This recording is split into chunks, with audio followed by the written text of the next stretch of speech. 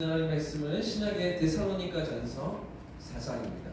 데살로니가전서 4장 13절부터 18절까지의 말씀을 이렇게 찾겠습니다. 신약성경 332페이지에 있는 데살로니가전서 4장 13절부터 마지막 18절까지의 말씀인데요.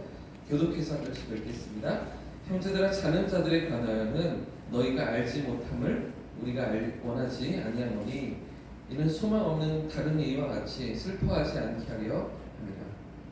우리가 예수께서 죽으셨다가 다시 살아나심을 믿을진대 이와 같이 예수 안에서 자는 자들도 하나님이 그와 함께 데리고 오시리라. 우리가 주의 말씀으로 너희에게 이것을 말하노니 주께서 강림하실 때까지 우리 살아남아 있는 자도 자는 자보다 결코 앞서지 못하리라. 주께서 오령과 천사장의 소리와 하나님의 나팔 소리로 친히 하늘로부터 강림하시리니 그리스도 안에서 죽은 자들이 먼저 일어나고 그 후에 우리 살아남은 자들도 그들과 함께 구름 속으로 끌어올려 공중에서 주를 영접하게 하시리니 그리하여 우리가 항상 주와 함께 있으리라.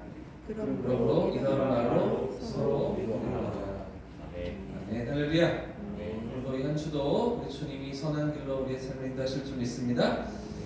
오늘 우리가 통독하게 되는 데살로니가 전서는요, 사도 바울이 가장 먼저 기록한 서신입니다. 그러니까 모든 서신서들 중에서 제일 먼저 기록하고 보냈던 편지가 데살로니가 교회를 향한 편지였는데요. 왜 그러냐 하면 바울과 실라의 2차 전도 여행 중에 세워졌던 데살로니가 교회는 아주 잠시 동안, 아주 잠깐 동안 바울이 머물면서 복음을 심었고 또 그들의 말씀을 전하였고 그리고 나서 떠나야 했던, 그리고 바로 이동하고 다른 지역으로 옮겨가야 했던 그런 상황 가운데 있었기 때문에 사도 바울이 그들을 정말 떠나고 나서도 계속해서 염려하고 걱정하고 또 그들을 생각하면서 기도하고 있던 그런 그 상황 가운데 있었던 것이죠. 이 복음에 대해서 아주 적대적이었던 유대주의자들이, 유대 율법주의자들이 이 바울의 전도 사역에 대해서 끊임없이 회방을 놓으면서 공격하고 대적하던 상황 가운데 데살로니가에서 바울이 복음을 전할 때 아주 심각한 공격을 그들에게서부터 받았기 때문에 바울은 이 데살로니가에 오래 머물지 못하고 바로 다른 지역으로 옮겨가야 했었습니다. 그게 2차 전도 여행이었거든요. 그러니 이 복음을 듣고서 말씀이 그들 가운데 심겨졌지만, 그래서 교회가, 데살로니가 교회가 세워졌지만 이 교회가 건강하게 자라고 있는지, 하나님 앞에서 잘 믿음으로 세워져 가고 있는지 늘 염려하고 또 걱정하던 바울이었고요. 또 이 교회 역시도 신앙이 자라가기 시작하는, 이 갓 이제 하나님을 만나고 알아가기 시작하는 초신자들이 남겨져 있던 교회였기 때문에, 그리고 이후로도 이제 계속되는 세상의 위협과 우리가 계속해서 살펴봤던 이단의 어떤 공격들, 또 로마의 어떤 그런 핍박들, 또 유대주의자들의 어떤 계속되는 공격 속에서 이 신앙을 지켜가야 했던 상황이었기 때문에 바울은 이 다른 지역에서 사역을 펼치면서도 이 데살로니가 교회에 대한 기도의 끈을, 마음을 놓을 수가 없었던 상황입니다. 그래서 지금 바울은 이 고린도에서 지금 데살로니가를 향한 이 편지를 보내고 있는데요. 오늘 이 편지를 시작하는 1장 2절 말씀을 보시면 바울이 지금 어떤 시각을 하고 있는지, 어떤 마음으로 이 편지를 보내고 있는지 우리가 확인할 수가 있습니다. 데살로니가전서 1장 2절 말씀 한번 보실까요? 1장 2절 말씀 제가 읽겠습니다. 우리가 너희 무리를 인하여 너희 모두로 말미암아 항상 하나님께 감사하며 기도할 때 너희를 어떻게 해요? 기억한다. 기도할 때는 너희를 기억하고 있어. 항상 지금 하나님 앞에 감사하면서, 너희가 받아들인 그 복음으로 인해서 감사하면서 너희를 위해서 기도하고 있어요. 이런 격려와 이런 겉면의 메시지를 바울이 전하고 싶었던 것이죠. 그만큼 이제 애정을 쏟았던 그런 기도로 또 섬겼던 교회가 데살로니가 교회인 것이고, 에베소 교회처럼 고린도 교회처럼 상당한 기간 동안 관계를 맺거나 만났거나 그런 교회는 아니지만, 그런 성도들은 아니었지만, 그럼에도 불구하고 계속해서 이 교회를 생각하고 또 여러 번 다시 방문하고 찾아가려고 했었습니다. 여러 번 이 데살로니가 지역으로 다시 가서 그들을 더 귀한 믿음으로 세워져 가기를 권면하고 당부하고 싶었던 바울인데, 그럴 수가 없는 상황 가운데 여기도 지금 고린도에도 계속되는 사역들이 있었고 이곳에서도 이 고린도의 그 가득한 그 음행과 고린도인이라고 할 때 이게 음행하는 자들 이런 표현이라고 그때 우리가 고린도 전서를 살피면서 확인했었잖아요. 기억이 나십니까? 그런 상황 가운데 고린도 교회가 있었기 때문에 이곳에서의 사역도 만만치가 않고 계속해서 이어져 가야 하는 상황 속에서 이 데살로니가를 방문할 수 없었던 바울이 한 사람을 보내게 됩니다. 데살로니가를 향하여서 누군가를 보내서 교회를 돌아보게 하고 성도들을 위로하고 다시 세우기를 힘있게 세워주기를 원했던 바울의 마음인데요. 누구를 보낼까요? 누구를 보내야 할까요?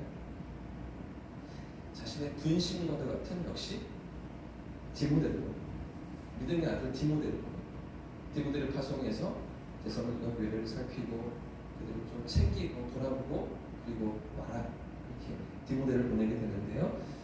3장 6절 말씀에 그 대목이 있습니다. 3장 6절로 읽어보겠습니다. 같이 한번 6절 말씀을 3장 6절을 같이 읽어보겠습니다. 시작. 지금은 디모데가 너희에게로부터 와서 너희의 믿음과 사랑의 기쁜 소식을 우리에게 전하고 또 너희가 항상 우리를 잘 생각하여 우리가 너희를 간절히 보고자 함과 같이 너희도 우리를 간절히 보고자 한다 하니. 네, 지금 디모데가 어떻게 해요? 갔다가 돌아온 거죠. 디모데가 데살로니가 교회를 방문하고 돌아온 겁니다. 그 내용이 또 3장 2절에도 있습니다. 3장 1절부터 보시면 이러므로 우리가 참다 못하여 바울과 신라가 방문했었다고 했잖아요. 그러니까 우리가 참다 못하여 우리만 아덴에 머물기를 좋게 생각하고 고린도 아테네에 머물기 그 지역에 머물기를 좋게 생각하고 우리 형제 곧 그리스도의 복음을 전하는 하나님의 일꾼인 디모데를 보내었다는 것이죠. 그러니 이는 너희를 굳건하게 하고 너희 믿음에 대하여 위로함으로 아무도 이런 여러 환난 중에 흔들리지 않게 하려 합니다. 이런 마음으로 사도 바울이 디모데를 보냈었던 것이죠. 자, 근데 디모데가 방금 읽었던 6절 말씀을 보시면 돌아와서 그 데살로니가 교회에 대한 상황을 바울에게 보고했던 것입니다. 데살로니가 얼마나 건강하게 교회가 세워지고 있는지, 얼마나 은혜롭게 그래도 그 성도들이 믿음으로 살아가고 있는지 그 소식을 바울이 듣고서 뭐라고 얘기하는가 6절 다시 보시면 디모데가 너희에게로부터 와서 너희의 믿음과 사랑의 기쁜 소식을 우리에게 전해주었다. 또 항상 우리를 생각하면서 우리를 염려하면서 바울과 그 동역자들의 전도 여인을 염려하면서 기도하고 있다는 것. 그것들을 내가 들었다 이렇게 말하면서 우리가 너희를 간절히 보고자 하는 것처럼 여러 번 가려고 했는데 못 갔지만 간절히 사모하는 마음이 있는 것처럼 너희도 우리를 간절히 보고자 한다 하는 그 소식을 듣고 너무나 감사하다. 이런 표현들을 바울이 지금 하고 있는 것이죠. 자, 이런 데살로니가 교회와의 그런 계속되는 관계 속에서 기도 속에서 이 편지가 쓰여지고 있는 게 오늘의 서신서입니다. 그런 가운데 오늘 방금 우리가 읽었던 4장 후반부는요. 이제 이 편지의 핵심적인 겉면으로 나아가는 그런 대목인데요. 정말 이제 바울이 하고 싶은 이야기, 그런 성도들을 향하여서, 그런 교회를 향하여서 바울이 주고 싶은 메시지가 이제 4장에서부터 4장 1절에서부터 이어지는데 어떤 내용일까요? 어떤 겉면의 말씀을, 어떤 당부의 말씀을 바울이 전하고 있을까요? 13절 말씀 우리가 읽었는데요. 13절 말씀도 같이 읽어보겠습니다. 4장 13절 시작. 형제들아, 자는 자들에 관하여는 너희가 알지 못함을 우리가 원하지 아니하노니 이는 소망 없는 다른 이와 같이 슬퍼하지 않게 하려 합니다. 네. 즉 이 편지의 마지막 부분을 바울이 왜 쓰고 있다고 이야기를 합니까? 무엇 때문에 이 대목을 기록하고 있는 것입니까? 이와 같이 마지막 부분에 13절 마지막 부분에 보시면 이와 같이 슬퍼하지 않게 하려. 아마 슬퍼하고 또 힘들어하며 아파하는 성도들이 있었던 것 같습니다. 이 믿음으로 살려고 애쓰면서도 믿음을 붙들고 살려고 몸부림치면서도 또 삶의 고난으로 어려움으로 또 힘겨워하는 성도들이 있었기 때문에 그런 성도들을 위로하며 권면하고 싶었던 바울의 마음이 아닌가 싶은데요. 이 모든 어려움과 고통이 그저 슬픔과 눈물로만 끝나지 않는다는 것이죠. 그저 괴로움과 고통으로만 마무리 지어지지 않는다는 것입니다. 그 뒤에 감추어져 있는 영광스러운 하나님의 약속이 있다. 믿음의 백성들에게, 하나님의 자녀들에게 약속되어 있는 영광스러운 축복이 있다. 이 이야기를 전하면서 위로하고 격려하기를 원했던 것입니다. 그래서 우리 함께 읽었던 4장 마지막 절, 맨 마지막 절에도 뭐라고 기록하고 있습니까? 18절 말씀에 그러므로 이런 말로 지금까지 바울이 13절 얘기하고 14절부터 17절까지의 메시지를 쭉 전한 다음에 이러한 말로 서로 위로하라. 이 소망을 가지고 서로 위로하라. 나도 너희를 위로하길 원하지만 그러나 너희도 이 소망을 가지고 서로 위로하고 격려하고 함께 이 믿음의 길을 걸어갔으면 좋겠어. 고난 가운데 있지만 그러나 그 가운데 우리에게 주신 소망을 붙들고 영원한 삶에 대한 그 소망을 바라보면서 이것을 놓치지 말고 함께 위로하고 격려하는 그런 너희들이었으면 좋겠어. 당부하는 사도 바울의 이야기가, 메시지가 전해지고 있는 것이죠. 오늘을 살아가는 우리도 이 소망과 이 약속이 우리에게 있음을 붙들고 겨울을 승리하시기를 주님의 이름으로 축복합니다.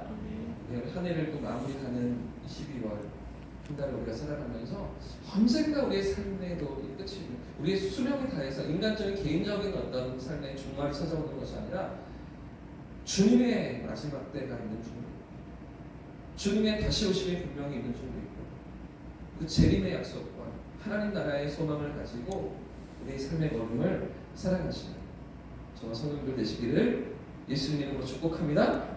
자, 그러면 그들이 가진 그 소망이 과연 무엇입니까? 14절부터 17절까지 말하고 있는 그들에게 주어져 있는 그 어쩌면 이단의 공격과 로마의 압제와 유대인들의 핍박과 여러 가지 고난 속에 휩싸여 있는, 둘러싸여 있는 그들이 가진 소망이 구체적으로 무엇입니까?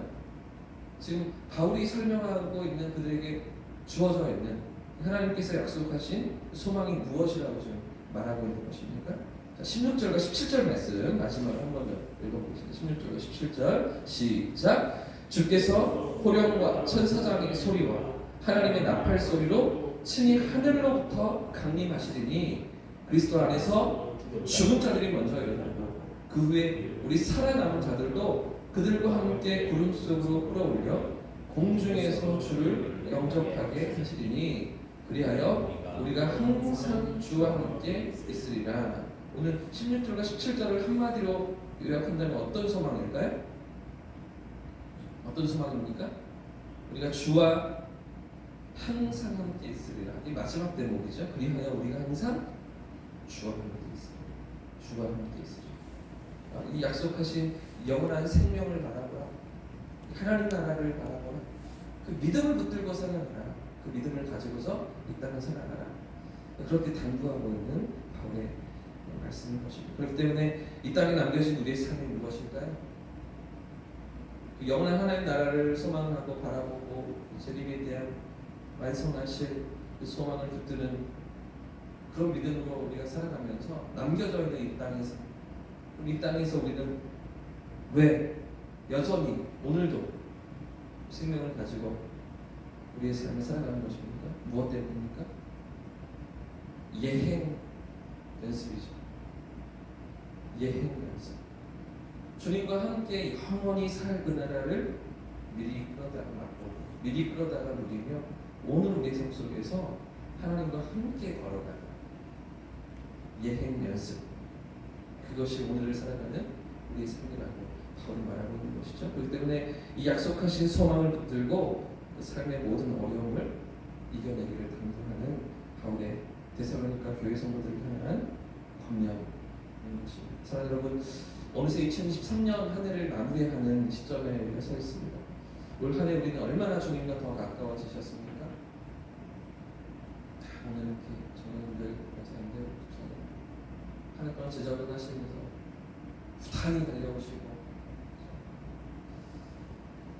어제 이제 수업을 마치신 장로님들이 계시고 내일 모레 훈련을 마치시는 우리 선생님들, 집사님들 계시는데요. 올 한 해 우리의 믿음은 얼마나 주님과 가까워지셨습니까? 이 예행 연습이 완성본에 가까워지셨습니까?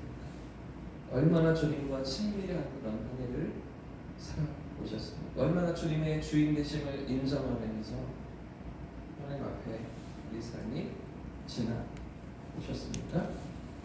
그렇게 주시는 2024년 한 해를 우리가 바라보면서 주님 앞으로 더 가까이 나아가고 또 우리에게 주어진 그 삶의 자리에 이 시간 속에 주님을 깊이 더 깊이 누리시는 우리 성도님들 되시기를 주님의 이름으로 축복합니다. 우리 삶의 자리가 어떠할지라도 그 삶 속에서 여전히 우리에게 약속하신 이 소망을 붙들고 이 약속을 가지고 하나님 앞에서 믿음의 길을 걸어가는, 그래서 우리 삶을 허락하시는 하나님의 놀라운 은혜와 위로와 돌보심과 또 이루시는 역사들을 경험하는 삶의 자리가 되시기를 예수님의 이름으로 축복합니다. 함께 찬양하고 기도하겠습니다. 찬송